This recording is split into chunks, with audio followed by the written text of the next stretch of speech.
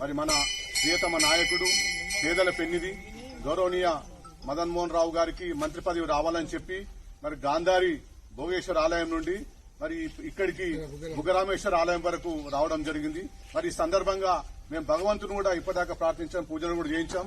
మా కోరిక ఒకటే, ఇది చాలా వెనుకబడ ప్రాంతం, గాంధారి వెనుకబడ ప్రాంతం, అందులో ఎల్లారెడ్డి కాన్స్టిట్యున్సీ చాలా వెనుకబడ ప్రాంతం కాబట్టి మరి ఈ ప్రాంతానికి న్యాయం జరగాలంటే, మరి పేదలకు న్యాయం జరగాలంటే, బడుగు బలహీన వర్గాలకు న్యాయం జరగాలంటే ఖచ్చితంగా మన గౌరవ ఎమ్మెల్యే మదన్ మోహన్ రావు గారికి మంత్రి పదవి ఇవ్వాలని చెప్పేసి మేము అధిష్టానానికి శిరస్సు వంచి నమస్కరిస్తున్నాం.